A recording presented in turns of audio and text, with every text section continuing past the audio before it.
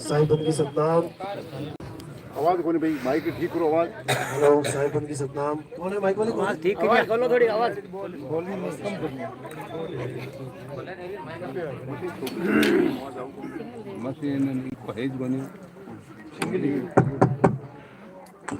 साहिबन की सतनाम।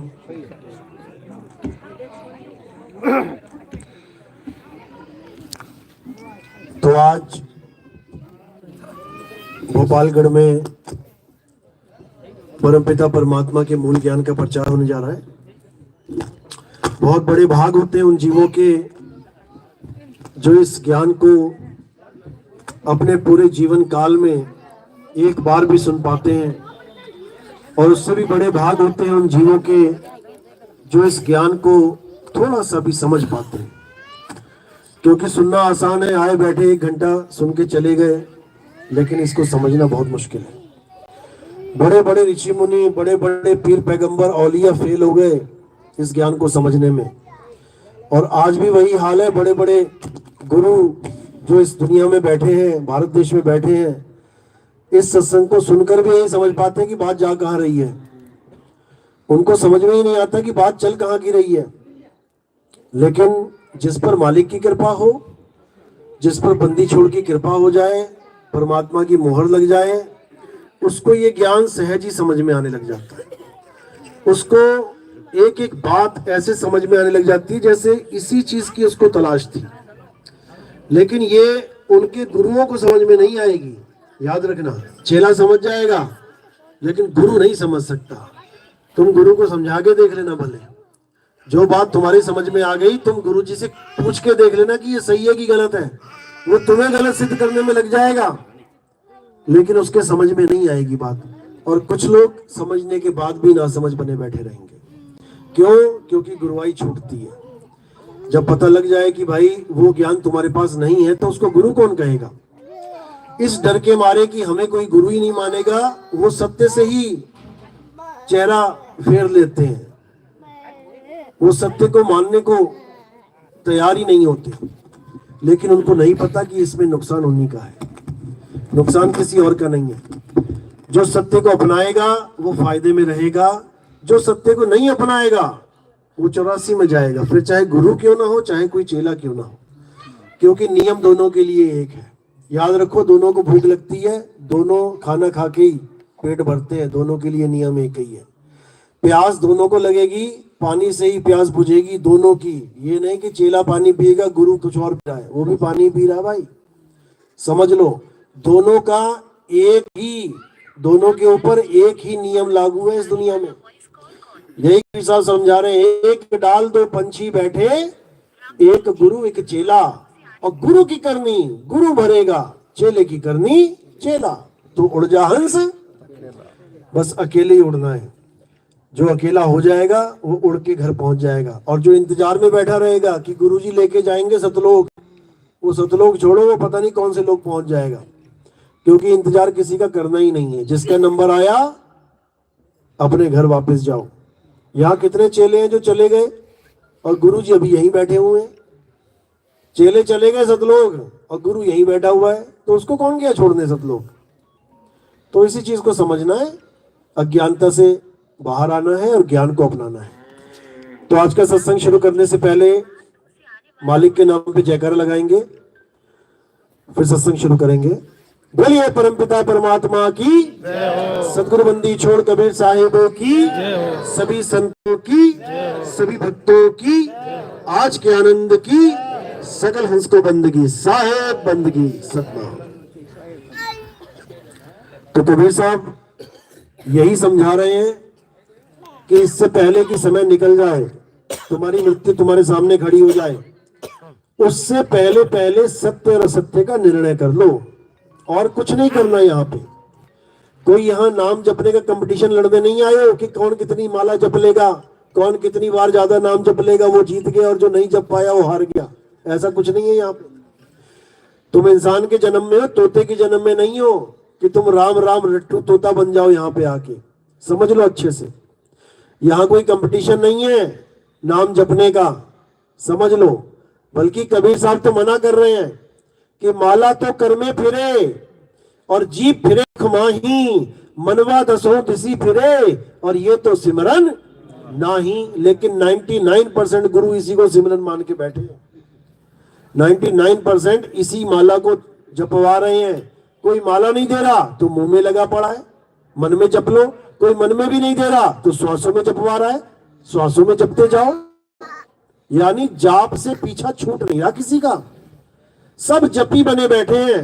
कोई माला पकड़ के जपी बन गया, कोई श्वास पकड़ के जपी बन गया, कोई मन में ही जप रहा है, जपी बना बैठा है। और साहिब क्या कह रहे हैं? मोह को कहां ढूंढे रे बंदे, मैं तो तेरे पास में, नाम है जप में।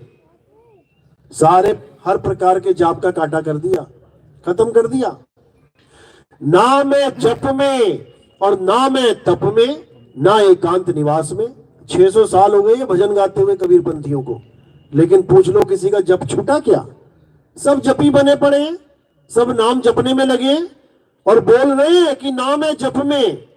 तो भैया जब नाम है जप में है तो क्यों जप दे रहे हो? क्यों बेचारे जीव की बर्बादी कर रहे हो? क्यों उनके मगज में, दिमाग में ये 52 अक्षर फीड कर रहे हो? किसी के समझ में नहीं आ रहा। क्यों? क्योंकि जो रीत चली आ रही है उसी को निभा रहे हैं। उन्होंने नाम दे दिया है, जैसा किसी ने विधि बता दी है उसी विधि पे चलते आ रहे हैं। कोई विचार ही नहीं कर रहा कि विधि सही भी है कि नहीं है, कोई फर्क नहीं पड़ रहा किसी को। सबके सब लगे पड़े हैं, जो गुरुजी ने दे दिया वो फुल एंड फाइनल है। बस यहीं पे दिक्कत है। कबीर साहब इसी का खंडन कर रहे हैं। कबीर साहब ये नहीं कह रहे कि गुरु बनाओ मत, अधूरा गुरु मत बनाओ, ऐसा नहीं है। वो कह रहे हैं गुरु बनाओ, भले अधूरा मिले कोई बात नहीं, शुरुआत जरूर करो। इसलिए कह रहे हैं कि गुरु मेरे सभी बड़े, अपनी अपनी ठौर। कोई भी ठौर का गुरु मिल गया तुम्हें, कोई बात नहीं। कोई मंत्र जपने वाला मिल गया पहला गुरु, कोई बात नहीं, मंत्र ले लो। कोई अजपा जाप वाला मिल गया, 100 में जपवा रहा है, कोई बात नहीं, वो भी ले लो। कोई अनहद नाद वाला मिल गया, कोई बात नहीं, उस गुरु को धारण कर लो। यानी गुरु धारण जरूर करो। उससे क्या फायदा होगा? उससे तुम सत्संग में जाना शुरू करोगे। जब सत्संग में जाना शुरू करोगे तो तुम्हें तरह तरह के संतों के दर्शन होने शुरू होंगे। पता नहीं कौन सा संत विचरण करता करता इस आश्रम में जाके सत्संग करने लग जाए। अगर तुमने गुरु धारण किया होगा तो तुम्हारे कान में भी आवाज आ जाएगी, तुम्हें भी सत्संग मिल जाएगा और तुम परख करने वाले होगे तो तुम एक कदम आगे बढ़ जाओगे। ये फायदा है गुरु धारण करने का, क्योंकि सब गुरुओं की ठौर अलग अलग है, ये समझ लो। तो साहिब कह रहे हैं मेरे सभी बड़े, अपनी अपनी ठौर। यानी कोई पहली क्लास का गुरु है, कोई दूसरी का, कोई 5वीं का, कोई 10वीं का, कोई कॉलेज का, कोई डिग्री कॉलेज का, कोई पीएचडी का। यानी हर गुरु किसी न किसी ठौर पे बैठ के सत्संग कर रहा है। अब जिस गुरु की शरण में तुम जाओगे, जहां तक वो बैठा है तुम्हें वही पहुंचा देगा। अगर पहली क्लास का गुरु है और तुमने पहली क्लास का गुरु धारण करके उसको छोड़ा नहीं तो तुम सारी उम्र पहली क्लास में रह जाओगे। तुमने 5वीं तक पहुंच गए, 5वीं वाला नहीं छोड़ा तो तुम 5वीं तक रह जाओगे। तुमने 10वीं वाला पकड़ लिया, 10वीं वाले को नहीं छोड़ा तो 10वीं तक ही रह जाओगे। तो करना क्या है? हमने ज्ञान को गुरु बना के आगे की तरफ बढ़ते जाना है। आगे से आगे का ज्ञान हमने प्राप्त करते जाना है। हम पहली में हैं तो दूसरी का ज्ञान आगे का है, हम आगे बढ़ जाएंगे। हम दूसरी में हैं तो तीसरी क्लास का ज्ञान आगे है, हम और आगे बढ़ जाएंगे। करते करते करते हम धुर तक पहुंच जाएंगे। कब पहुंचेंगे? जब हम ज्ञान को गुरु मान लेंगे। यानी पूर्ण ज्ञान ही हमारा पूरा गुरु है, अधूरा ज्ञान हमारा पूर्ण गुरु नहीं है। समझ लो, गुरु हम किसको मान रहे हैं? जो ज्ञान दे रहा है। अब पूरा गुरु किसे मानेंगे? जो पूर्ण ज्ञान दे रहा है। गुरु तो सारे ही है, गुरु सारे ही। जो भी कोई ज्ञान दे रहा है वो गुरु ही है। चाहे भूत प्रेतों का नाम जपवा रहा हो वो भी गुरु ही है, चाहे देवी देवताओं का नाम जपवा रहा है वो भी गुरु ही है। टीवी खोल के देखो, गुरु गुरु गुरु कितने बैठे हुए हैं। लेकिन साहिब समझा रहे हैं कि गुरु गुरु में भेद है और गुरु गुरु में भाव। सोई गुरु नित वंदिए, जो शब्द बतावे ताओ।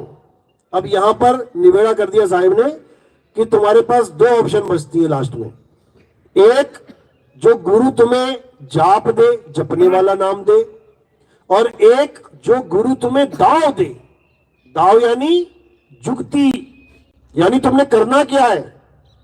एक गुरु तुम नाम जपवा रहा है और एक गुरु तुमसे कुछ क्रिया करवा रहा है, काम करवा रहा है।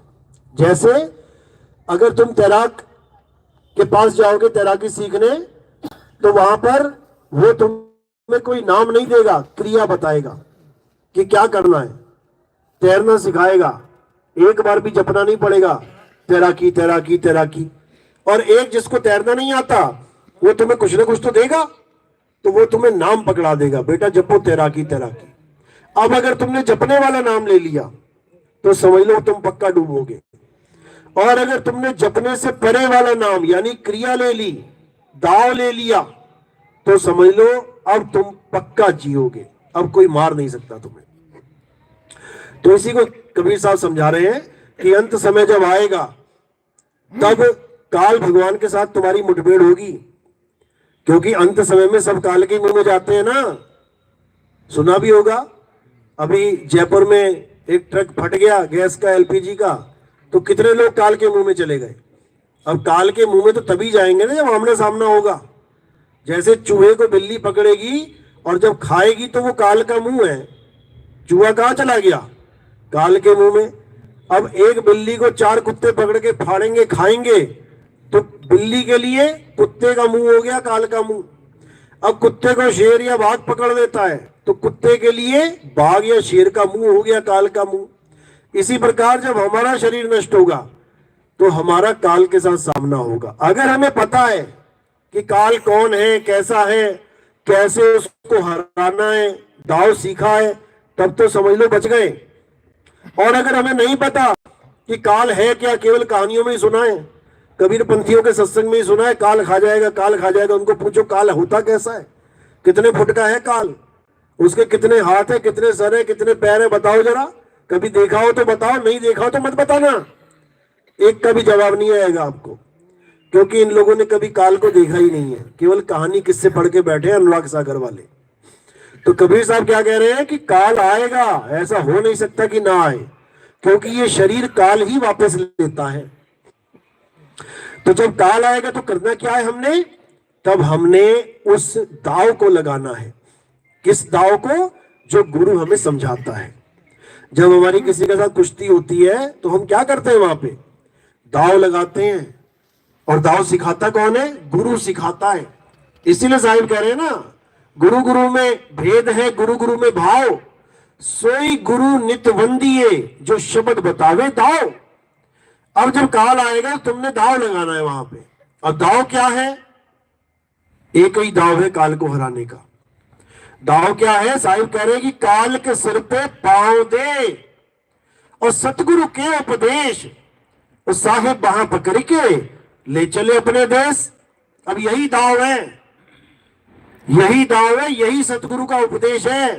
कोई मंत्र जंतर नहीं है कि इतने घंटे ये नाम जप लेना और उतने घंटे वो नाम जप लेना, ये सब भरमजाल है। इसी दोहे में साहिब उपदेश कर रहे हैं, काल के सिर पे पांव दे, सतगुरु के उपदेश। यानी जब उपदेश में काल, ये कबीर साहब की दीक्षा नहीं है, इससे काल हारने वाला नहीं है, समझ लो।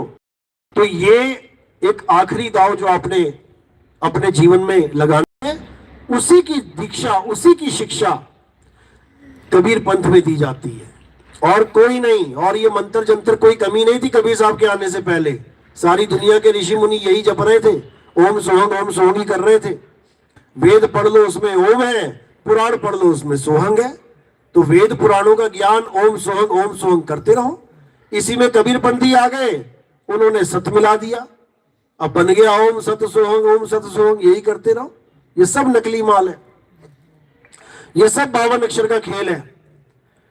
ये ओम सत सोहंग होता ही ना अगर ये 52 अक्षर ना होते, काखा गागा ABCD आ ई ना होते तो कुछ भी ना होता। लेकिन वो फिर भी होता। कौन, जो कुल का मालिक है, जो परमपिता परमात्मा है, वो इन अक्षरों से उसको कोई फर्क ही नहीं पड़ता। अक्षर है या नहीं है उसको कोई मतलब ही नहीं है।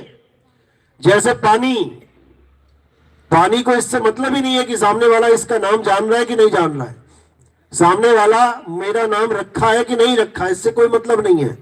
एक कुत्ता बिल्ली हाथी घोड़ा पानी पिएगा, उसका गला भी गीला होगा, बिना ये जाने कि इसका नाम क्या है, इसको बोलूं क्या।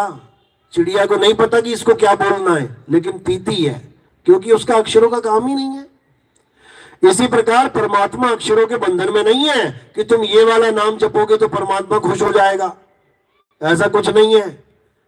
परमात्मा किसी नाम का गुलाम नहीं है। परमात्मा एक वस्तु बताई गई है, वस्तु। ये मटका चम्मच कटोरी वाली वस्तु नहीं। वस्तु का मतलब एक अस्तित्व है, परमात्मा अस्तित्व। अब क्या अस्तित्व है, तो कह रहे हैं कि 5 तत्व से परे जो छठा तत्व है वही परमपिता परमात्मा है। यानी 5 तत्व नाशवान जो है, इनसे परे जो आत्म तत्व है वही परमात्मा है, उसी को जानना है, उसी को सत्य तत्व बोला जाता है। और ये 5 तत्व पंचभौतिक क्या है, ये असत तत्व है, ये नकली है, ये बनते हैं, बिगड़ते हैं, टूटते हैं, फूटते हैं, पल पल बदलते हैं, लेकिन जो सत्य है वो कभी नहीं बदलता। जो कभी नहीं बदलता वही अचल है, वही अटल है, उसी को जानना है। तो कबीर साहब की भक्ति उसी तत्व की भक्ति है, इसकी नहीं है जो इस 5 तत्वों के संसार में तुम्हें दिखाई दे रही हैं। जो आज तरह तरह की मूर्तियां बना के पूजा हो रही है, राम जी कृष्ण जी वाले अपनी पूजा पाठ कर रहे थे, कबीर साहब वालों ने अपनी बीच में डाल दी मूर्ति। और राम कृष्ण जी की मूर्तियां कम पड़ गई थी, जो कबीर साहब की मूर्ति बना के चिपका दी बीच में। ये बिल्कुल अज्ञान है। साहिब तो खंडन करते आए इन चीजों का। पाथर पूजे हरि मिले तो मैं पूजू पहाड़, कब कहा उन्होंने कि पत्थर की पूजा कर भाई। लेकिन काशी जाके देखो, इतना बड़ा मंदिर बना दिया, लोगों का पैसा सीधा करोड़ों रुपया मंदिर में लगा दिया, वहां मूर्ति बना दी, पंडित रख दिया एक, वहां पे कबीरपंथी पंडित बने हुए घंटियां बजा रहे हैं। बताओ, ये इसलिए हो रहा है क्योंकि उनको पता ही नहीं है सत्य क्या है। जब सत्य नहीं पता तो कुछ ना कुछ तो पकड़ना ही पड़ेगा, इसलिए असत्य को पकड़ के बैठे। कोई मंदिर को पकड़ के बैठ गया, कोई मस्जिद, कोई गुरुद्वारे को, कोई जप को, कोई तप को, कोई व्रत को, कोई पिंड को, कोई प्राण को, कोई ब्रह्मांड को, कोई त्रिकुटी को, कोई भंवर गुफा को, कोई अंड को। हर बंदा कुछ ना कुछ पकड़ के बैठा है, लेकिन जो सत्य है उसका उसको आभास भी नहीं है। इसलिए साहिब ने कहा, मुझको कहां ढूंढे रे बंदे, और मैं तो तेरे पास में, ना मंदिर में, ना मस्जिद में, ना काबे कैलाश में। जब मंदिर में नहीं है तो मंदिर बनाने की जरूरत ही नहीं है। ना मैं जप में, ना मैं तप में, ना एकांत निवास में। जब वो जप और तप में नहीं है तो क्यों नाम दे रहे जपने वाले। लेकिन नहीं समझ में आ रहा किसी के। नहीं प्राण में, नहीं पिंड में, और ना ब्रह्मांड आकाश में। हर चीज में मना कर रहे हैं वो कि मैं यहां वहां कहीं नहीं हूं। मैं कि खोजी हो तुरंत मिल जाऊं, एक पल की तलाश में। अगर खोजी होगा, कोई सच में खोजना चाहता है तो वो पक्का खोज लेगा। और कब खोजेगा, जब उसको भेदी गुरु मिल जाएगा, वो खोजेगा 100%। खोजी हो तुरंत मिल जाऊं, एक पल की तलाश में, कहे कबीर सुनो भाई साधो, मैं तो हूं विश्वास में। यहां पे विश्वास करना है, यानी वस्तु का पता लग जाए कहां पर है, उसके बाद विश्वास करना है। ऐसे ही नहीं किसी पे भी विश्वास कर लेना, वो अंधविश्वास कहलाता है। अंधे होके विश्वास करना अंधविश्वास है, और परख करके विश्वास करना पूर्ण विश्वास है। समझ लो, दोनों में फर्क है। कई लोग कहते हैं हमारा तो विश्वास है, पत्थर में भगवान है। तेरे विश्वास होने से कोई फर्क नहीं पड़ता। और अगर तुझे इतना विश्वास है तो अपना घर 7 दिन के लिए खुला छोड़ के चला जा भगवान के भरोसे। 7-8 भगवान जो तुम पूछते हो वो सामने रख दो दरवाजे के, और ताला मत लगाना, चले जाओ 7 दिन के लिए घूमने कहीं। देख लेते हैं कितना विश्वास है तुम्हें। तुम्हें लोहे के ताले पे विश्वास है, भगवान पे नहीं है। समझ लो, तभी ताला ढूंढते हैं निकलने से पहले, ताला कहाँ है, ताला कहाँ है। अरे भगवान बैठा है सामने, वो खुद बचा लेगा। पर तुम्हें भरोसा नहीं है। तुम्हें छोड़ो, जिसने तुम्हारा भरोसा लगवाया भगवान से, वो पंडित खुद ताला ढूंढता है शाम को मंदिर बंद करने के लिए। उसको कोई कहे कि भाई ये भगवान है, तेरा पूरा विश्वास है भगवान है, तो भगवान तेरी लाज रखेगा। मत लगा ताला, मत लगा दान पेटी पे ताला, देख लेते हैं कितना विश्वास है। ये तुम्हें बोल रहे हैं विश्वास है, इनको खुद कोई विश्वास नहीं है भाई, ये असलियत है। यही कबीर साहब समझा रहे हैं कि पत्थर पे विश्वास करोगे तो समझो कि तुम्हारी बुद्धि पे पत्थर पड़े हैं। पत्थर पे भी कोई विश्वास करता है। तुम एक घर में चौकीदार रख लो, तुम्हें उस पर पूरा भरोसा हो जाएगा, तुम बिना ताला लगाए चले जाना, वो बचा सकता है तुम्हारी हर चीज, लेकिन एक पत्थर नहीं बचा सकता। कारण क्या है? क्योंकि चौकीदार में आत्मा का वास है, वो आत्मा काम कर रही है वहां पे, पत्थर में आत्मा नहीं है। कोई कहे पत्थर में आत्मा है, फिर कहते हैं हम प्राण भी फूंक देंगे। तुम प्राण फूंक दो, उसके बाद विश्वास कर लोगे? तब भी नहीं कर पाओगे। तारे पे विश्वास है भाई, भगवान पे विश्वास नहीं है। तो इसीलिए कबीर साहब बार बार समझ रहे हैं कि आत्मा को जानो, आत्म तत्व को पहचानो। आत्मा का नाम सुना है सबने? सब अपनी अपनी आत्मा लेके आए हो? किसी की घर में छूट गई हो तो देख लो, चेक कर लो, एक बार हाथ लगा लो, आत्मा है? कैसे पता लगा? मीटर की तरह लाइट जली क्या टेस्टर की जगह? करंट चेक करते हैं ना टेस्टर से, तो लाइट जलती है उसमें, हाँ हाँ है, जल रही है। तुम्हें कैसे पता लगा आत्मा है? क्योंकि उसका सबूत है। क्या सबूत है? कि तुम यहां बैठे हो, मुंडी हिला रहे हो, आंखें घुमा रहे हो, हंस रहे हो, हिल रहे हो, आत्मा है। और जैसे शरीर को छोड़ देगी, यही पड़े होगे मिट्टी की ढेरी की तरह, एक उंगली नहीं हिलेगी। तो ये सबूत है कि आत्मा है। अब आत्मा है लेकिन आत्मा का ज्ञान नहीं है। आत्मा तो है लेकिन आत्मा का ज्ञान नहीं है। अब ये कैसे होगा? ये तब होगा जब आपके जीवन में कोई आत्मज्ञानी गुरु आएगा, तब ये कार्य पूर्ण होगा। तो साहिब समझा रहे हैं, जल में मीन प्यासी, मोहे देखत आवे हासी, आत्म ज्ञान बिना नर भटके, कभी काबा कभी काशी। कौन से ज्ञान बिना? आत्म ज्ञान। और दिया क्या जा रहा है? मंत्र ज्ञान, जंतर ज्ञान, पूजा पाठ ज्ञान, हवन यज्ञ ज्ञान। कोई पूर्णमासी रखवा रहा है, बताओ? कबीर पंथ भी नहीं छोड़ा गया पूर्णमासी के, वो कबीर पंथ में भी पूर्णमासी का व्रत करवा दिया। अब कबीर साहब पूर्णमासी की बात कर रहे हैं कि पूर्णमासी क्या है, पूर्णिमा क्या है? जब तुम्हारे जीवन में पूर्ण ज्ञान आ जाए, तुम्हारा अंधेरा, जैसे रात अंधेरी होती है उसमें प्रकाश हो जाए, वो पूर्णिमा है। ये वाली पूर्णिमा नहीं है कि चांद आ गया और तुम पूर्णमासी मनाने लग गए। ऐसे ऐसे देश है जहां 6 महीने चांद ही नहीं आता, 6 महीने दिन रहता है और 6 महीने रात। वहां 6 महीने बाद मनाओगे पूर्णमासी, फिर समझ लो। और अगर चांद पे घर बन गया, आने वाले समय में कह रहे चांद पे रहेंगे, तो फिर कौन सी पूर्णमासी मनाओगे? अभी तो चांद दिखाई दे रहा है, फिर चांद पे खड़े हो जाओगे तो क्या देखोगे? तब क्या देखोगे? अभी तो चांद दिख रहा, हाँ पूरा चांद है, आज पूर्णमासी।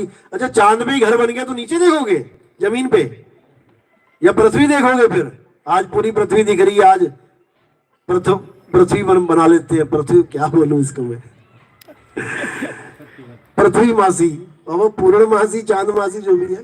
कहने का मतलब ये सब ज्ञान है, इसको दिमाग से निकाल देना है। असली ज्ञान क्या है? आत्म ज्ञान। आत्म ज्ञान का मतलब है अपनी आत्मा का ज्ञान प्राप्त करना, क्योंकि जो तुम्हारी आत्मा है वही परम तत्व है, उसी का ध्यान करना है। कबीर साहब कह रहे हैं ना वाणी में, कह रहे श्वासा की कर सिमरनी और कर अजपा का जाप। ये 2 लाइनें पकड़ के बैठ जाते हैं सारे। देखो, कबीर साहब कह रहे हैं कर श्वासा की सिमरनी, श्वासों का सिमरन करना है, कर अजपा का जाप, ये अजपा जाप ही तो करना है। और आगे नहीं समझ रहे, अरे परम तत्व का ध्यान धर और सो हम आपे आप, वो नहीं समझ में आ रही किसी के।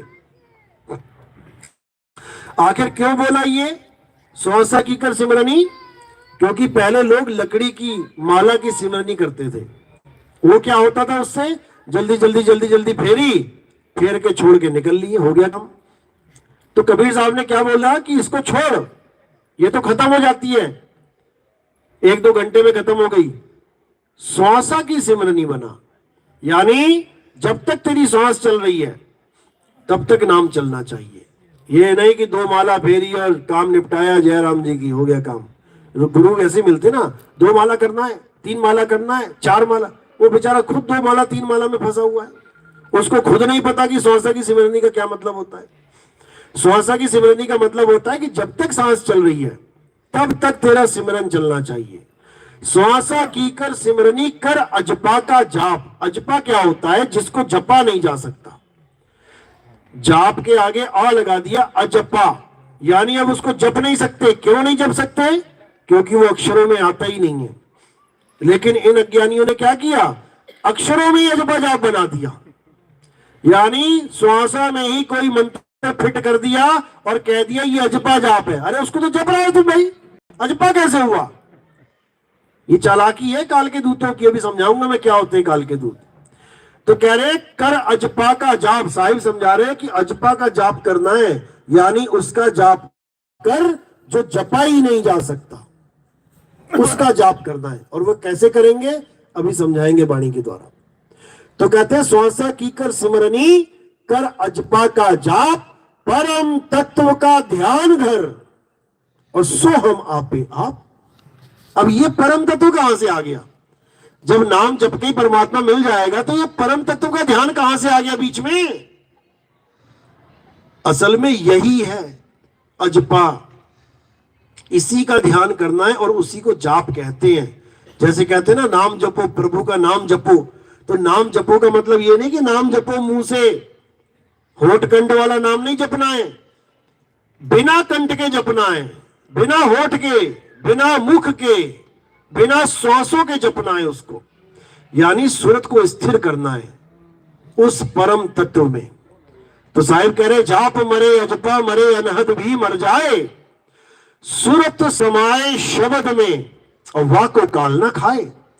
यानी सूरत को शब्द में रमाना ही नाम जपना है। जहां पर कोई संत कहता है नाम जपो जी ऐसे ऐसे, तो इसका मतलब सूरत को संभाल बेटा, शब्द में लगा ले। शब्द ही परम तत्व है, शब्द ही आत्म तत्व है। और शब्द ये 52 अक्षरी शब्द नहीं है। जो 52 अक्षरी शब्द देते हैं उन्हीं को कबीर साहब ने काल का दूत बोला है। कह रहे जो नर पड़े 52 के फेरा, सो नर जानो काल के चेरा। इसमें कोई पक्षपात वाला खेल नहीं है कि नहीं नहीं नहीं हमारे गुरु के लिए नहीं बोला होगा, ये फलाने गुरु के लिए बोला हो गया। बिल्कुल नहीं, ये उन गुरुओं के लिए बोला है जो तुम्हें 52 अक्षरों में उलझा रहे हैं। जो नर पड़े 52 के फेरा, यानी 52 अक्षरों को फेरने में लगे पड़े हैं, माला बना दी 52 की। जब कहते जो नर पड़े 52 के फेरा, सो नर जानो काल के चेरा। वही काल का दूत है, तुम्हें फंसाने के लिए आया है। जब 52 का टूटे डोरा, सहजे छूटे काल झकोरा। जब 52 का डोरा टूट गया, ये नाम मंत्र सब छुड़वा दिए, हटाओ इसको, अब क्या करेंगे? अब परम तत्व का ध्यान धरेंगे। जब 52 का टूटे डोरा, सहजे छूटे काल झकोरा। फिर नहीं आए और फिर नहीं जाए, सार शब्द में रहे समाये। यानी उस परम तत्व में हमारी सुरता समाएगी। इसी को कहते हैं सुरत समाये शब्द में, और वाको काल ना खाए। क्योंकि काल की गति वहां है ही नहीं, काल वहां पहुंच ही नहीं सकता। काल केवल इसी 3 लोक का मालिक है। ये धरती, आकाश, हवा, पानी, अग्नि इसका मालिक है। इससे परे जो लोक है उसका मालिक वो नहीं है, वहां उसकी दाल नहीं गल सकती। तो इसी 3 लोक के जितने भी गुरु हैं, ये सब इन्हीं मंत्रों की साधना करवाते हैं। पूरा पूरा जीवन अपना भी बर्बाद कर लेते हैं और अपने शिष्यों का भी बर्बाद करवा देते हैं। क्योंकि पढ़ाई करने का मतलब ये नहीं कि तुम दूसरी क्लास पढ़ के घर में बैठ जाओ, टोकरी ढोनी पड़ेगी, रिक्शे चलाने पड़ेंगे, मजदूरी करनी पड़ेगी। पढ़ाई करने का मतलब है कि तुम इतने ज्यादा पढ़ जाओ कि उसके बाद तुम्हें एसी का कमरा मिले, आराम से बैठ के नौकरी करो। पढ़ाई का मतलब ये है।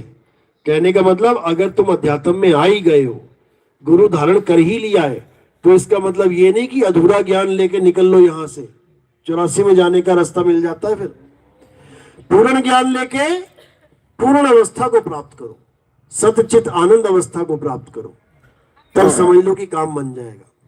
तो कबीर साहब ने कोई कमी नहीं छोड़ी बताने में, लेकिन ये जीव समझ ही नहीं पाया उनकी बात को, और जिसको जो रास्ता नजर आया उधर चल पड़ा। तो आज से 600 साल पहले कबीर साहब ने पहले ही इशारा कर दिया था कि अभी तो जो मैं बता रहा हूं वो तुम्हारी समझ में जल्दी नहीं आएगा। नहीं आया लोगों के समझ में। 64 लाख चेले थे, उसमें केवल 2 बच्चे, बाकी सब फेल हो गए। और वो 2 भी किसने पार किए? गरीबदास जी महाराज ने पार किए। यानी इतनी लंबी आयु कर दी उनकी कि उनको गरीबदास जी महाराज तक जीवित रखा गया। फिर वहां से उनको भिक्षा हुई, फिर निकले यहां से काल के जाल से। लेकिन उस वक्त कबीर साहब ने अपनी वाणियों में ये भी बोल दिया था कि अभी ये पंथ नहीं चलेगा, अभी ये इतना उजागर नहीं होगा। हाँ, मैंने वाणियां बोल दी है, सारा कुछ ग्रंथ कर दिया है बिल्कुल कंप्लीट, लेकिन इस ग्रंथ का खुलासा, इस ज्ञान का उजागर आने वाले समय में होगा। ये कबीर सागर में, अनुराग सागर में आप देख सकते हैं, कबीर सागर में मिल जाएगा। जिसके लिए बोला कि 12 पंथ काल फुरमाना, भूले जीव न जाए ठिकाना, और 13वें पंथ हम ही चले आए, सब पंथ मेट के एक पंथ चलाए। उन्होंने कहा कि 12 पंथ यानी 12 प्रकार का ज्ञान, अज्ञान जिसको कहते हैं, 12 प्रकार का अज्ञान सारे संसार को लपेटे में ले लेगा। ये मेन 12 पंथ ही हैं जो सारे संसार में चल रहे हैं। कह रहे 12 पंथ काल फुरमाना, ये मन की साधना है, ये काल भगवान की साधना है। भूले जीव न जाए ठिकाना, उन्हीं 12 पंथों में ये सब भूले भटकेंगे, ठिकाना किसी को मिलने वाला नहीं। ठिकाना क्यों नहीं मिलेगा? क्योंकि सब 52 अक्षरी नामों में अटके पड़े रहेंगे। और ठिकाना क्या है? सतगुरु नाम ठिकाना है। वो नाम मिल नहीं पा रहा है जिसमें सुरता समाए, इसलिए सुरत भटकती रहेगी, बार बार जन्म मरण में फंसती रहेगी। कब तक? जब तक इसको वो नाम नहीं मिल गया जिसमें ये समाएगी। सुरत समाए शब्द में, वो नाम नहीं मिला तब तक फंसी रहेगी ये, और इसी संसार में धक्के खाएगी।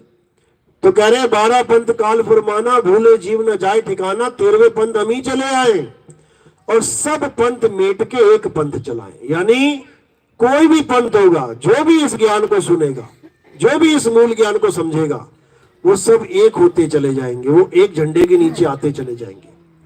तो आज हमारा सत्संग ऐसा सत्संग है कि इसमें हिंदू, मुस्लिम, सिख, ईसाई, जैन, बौद्ध, भगवान को ना मानने वाले भी, जो भगवान को मानते नहीं थे ना, जो कहते थे ये सब पाखंड है, कौन सा भगवान, कैसा भगवान, कोई भगवान नहीं होता, जब उन्होंने भी सत्संग सुने ना, तब उनको भी होश आ गया कि भगवान वो नहीं है जो कल्पना में लेके बैठे हो। भगवान तुम्हारे अंदर भीतर है, तुम्हारी आत्मा में परमात्मा का वास है। तुम्हारा हाथ हिल रहा है इसलिए हिल रहा है क्योंकि आत्मा का वास है। तो उस आत्मा को वो नकार नहीं पाए, उस ताकत को वो नकार नहीं पाए, वो भी नाम लेके बैठ गए।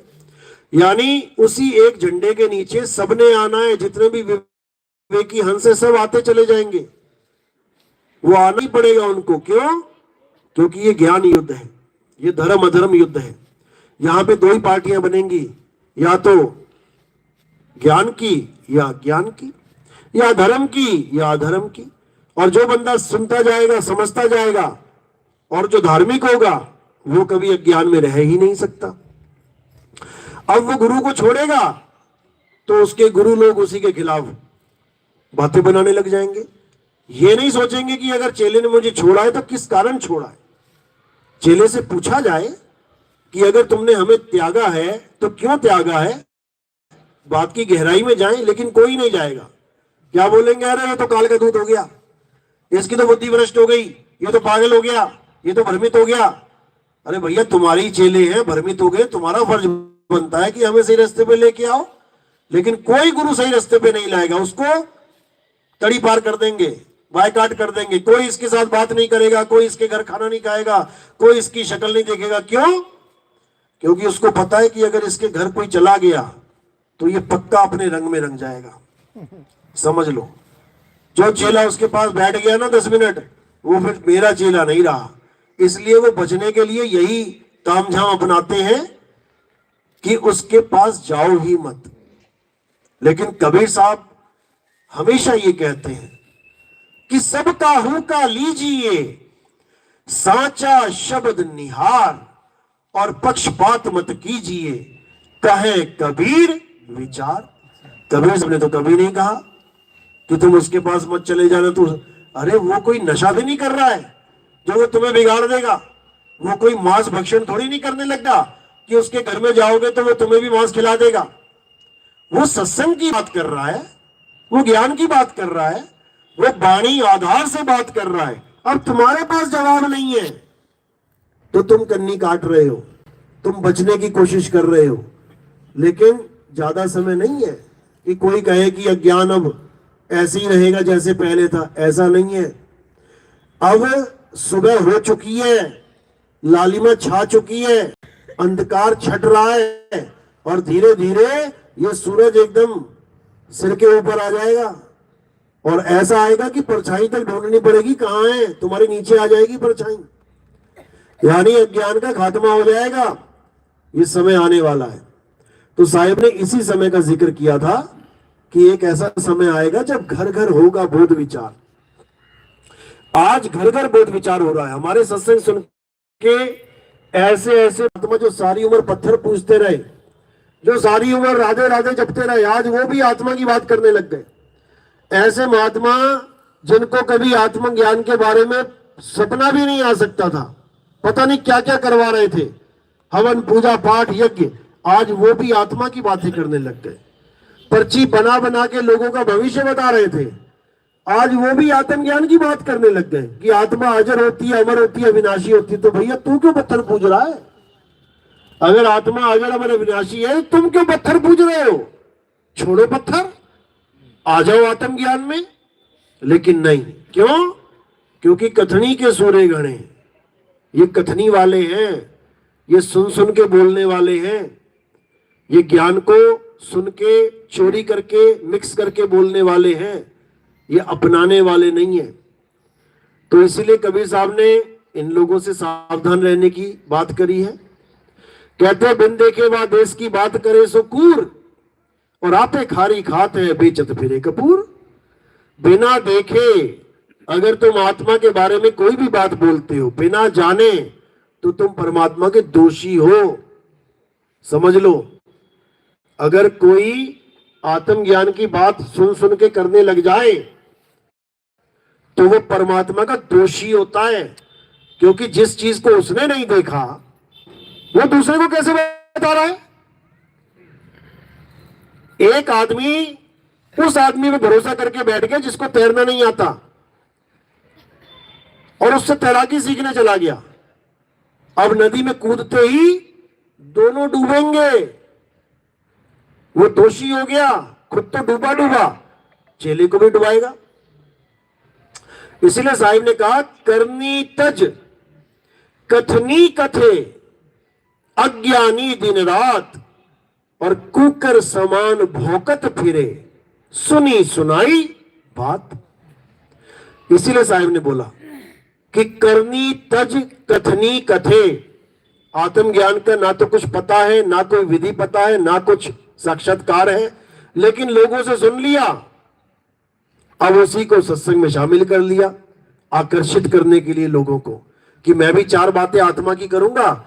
लोग बड़े हैरान हो जाएंगे कि बाबा जी भी आत्मज्ञानी है, लेकिन कहो कि आत्म साक्षात्कार 0 है, पता ही नहीं है, तो वो परमात्मा का दोषी हो जाता है। दोषी जैसे डॉक्टर बनना अच्छी बात है, इलाज करना अच्छी बात है, लेकिन जब नीम हकीम खतराए जान हो जाता है ना काम, यानी जाली डॉक्टर गांव गांव में बैठे हुए, इंजेक्शन लगाया, रिएक्शन हो गया, मर गया, अब क्या होता है? भागा भागा फिरता है वही डॉक्टर जिसको गांव में डॉक्टर साहब कह रहे थे सब, अब दोषी हो गया वो।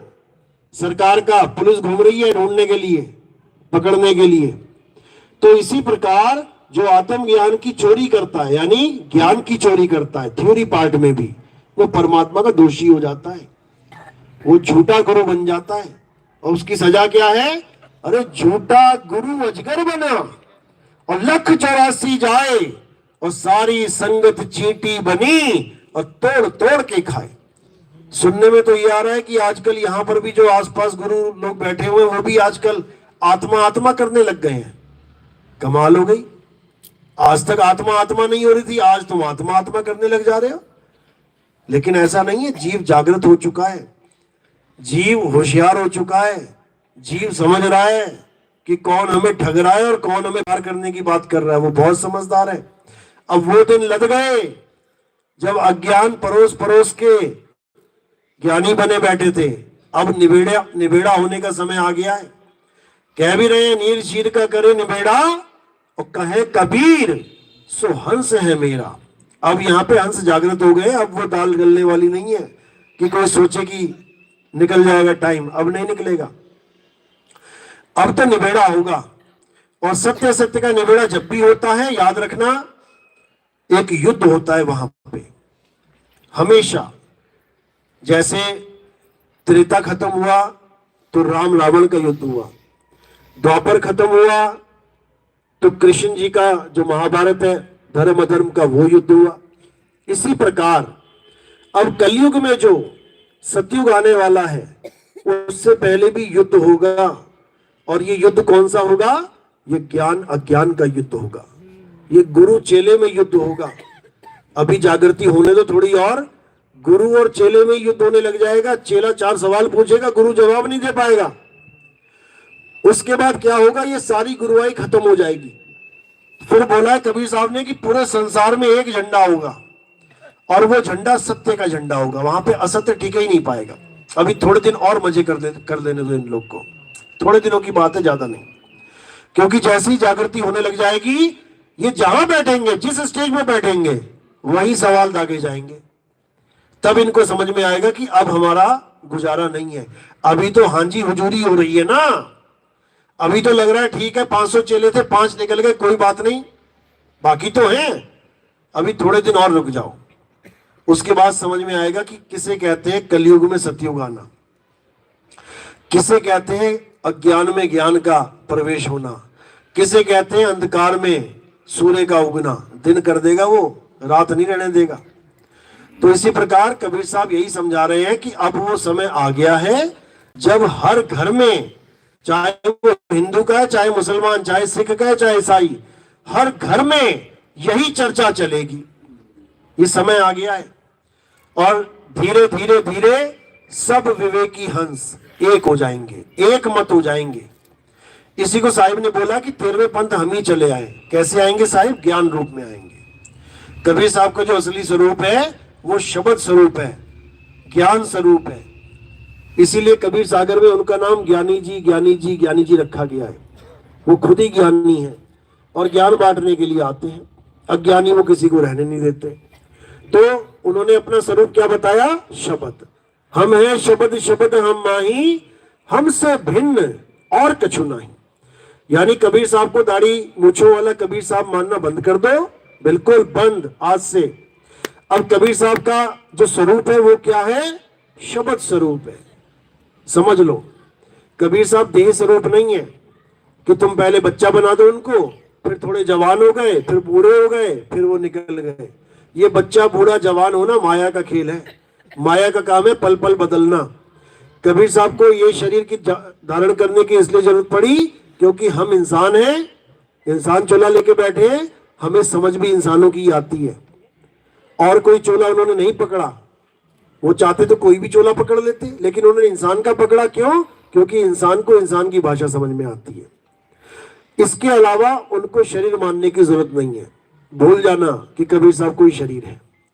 और उन्होंने कई जगह इसका जिक्र भी किया है, इशारा भी दिया है। धर्मदास जी को कहते कि धर्मदास, ये जो शरीर तुम्हें दिख रहा है ये मैं नहीं हूं, मैं विदेही हूं। तो धर्मदास कहता कि दिखे देही और कहो विदेही, मैं कैसे मानूं साहिब? आप कह रहे हो मैं शरीर नहीं हूं, मुझे तो दिख रहा है सामने शरीर आपका। वो कहते ऐसे तू मुझे नहीं पहचान पाएगा। अगर मुझे जानना है तो तू सार शब्द को जान। जैसे ही तुझे सार शब्द का ज्ञान हो जाएगा समझ जाना कि मैं हूं वो, मेरा रूप शब्द है, हम है शब्द, शब्द हम माही। तो हमने अब शब्द का चेला बनना है। अब हमारा गुरु शब्द गुरु है। साहिब समझा रहे हैं कि जग मर्यादा कारणे गुरु किया रामानंद, अरे शब्द हमारा गुरु है, सदा हमारे संग। जब वो अपना गुरु शब्द को बता रहे हैं तो हमारा गुरु कौन होगा? शब्द ही होगा, शब्द ही होगा। लेकिन कौन सा शब्द? ये होठ कंठ जीभ वाला शब्द नहीं, सार शब्द हमारा गुरु है। साहिब समझा रहे, होठ कंठ लागे नहीं और जीभ्या नहीं उच्चार, गुप्त वस्तु जो लखे सो निज हंस हमार। साहिब बिल्कुल क्लियर कर रहे हैं कि होठ कंठ लागे नहीं। अब इन शब्दों की बात नहीं करनी है जो होठ कंठ वाले शब्द हैं। ये 52 अक्षर है, छोड़ो इनको। 52 के जंजाल में फंस गया ये संसार, और सिमरन 52 का करे कैसे लागे पार।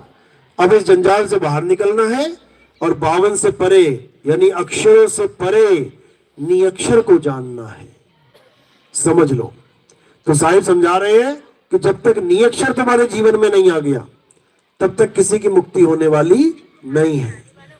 तो कह रहे चांचरी ना भूचरी ना खेचरी अगोचरी उन्मुनी, इन पांचों की गम नाही। ये 5 अलग अलग प्रकार की साधनाएं हैं। कहते हैं रेचक कुंभक पूरक को ढंग नाही, पड़े गुने वाद करे कबू नहीं मानिए, और 100 का जाप करे झूठ सो बखानिए। अक्षर पार निअक्षर भरपूर है, और कहे कबीर सो सत्य कर मानिए। यानी अब अक्षरों से परे उस निअक्षर उस आत्म स्वरूप की साधना करनी है, उसी में रमण करना है। उसके अलावा सब झूठ है, अज्ञान है।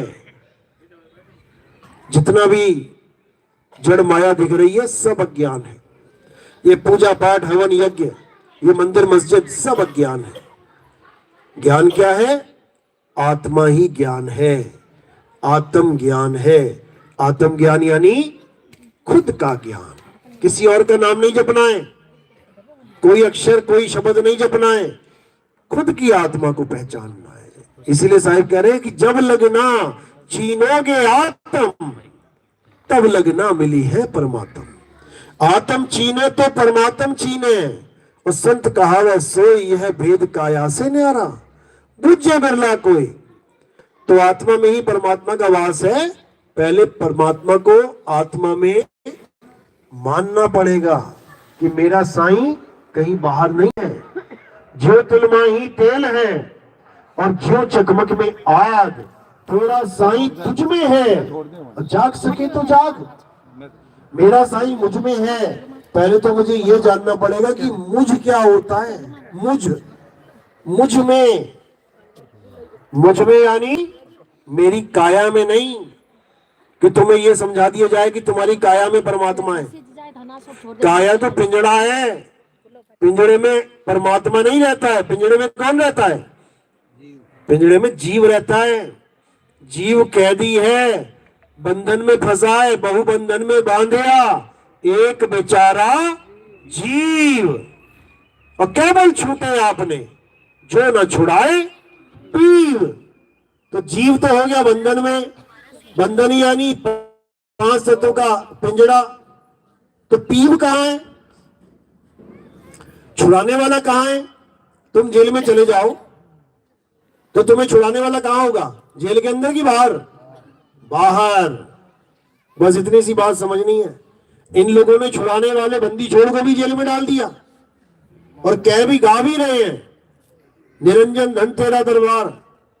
ये बनाया निरंजन ने 5, 25, 3 का पिंजड़ा। वहां में तुमको राखे हो, हमको राखे हो थोड़ी नहीं बोला। कि कबीर साहब कह रहे हैं 5, 25, 3 का पिंजड़ा, वहां में हमको राखे हो, वहां में तुमको राखे हो, और तुमको बिसर गई सुध घर की, ये महिमा अपनी भाखे हो। पिंजड़े में जीव है, परमात्मा नहीं है। लेकिन परमात्मा की किसी को खबर नहीं है, तो जीव को ही परमात्मा बना दिया इन लोगों ने। जीव को ही सर्वे सर्वा बना दिया। मैं तुमसे पूछूं पंडिता, शब्द बड़ा की जीव, ये दोहा सुना सुना के सबको जीववादी बना दिया कि जीव ही सबसे बड़ा है। और ये दोहा नहीं समझ में आ रहा कि ऐसा शब्द बता जीव को बूझे बिरला कोई, ये भी दोहा कबीर सागर इसमें बीजक में है।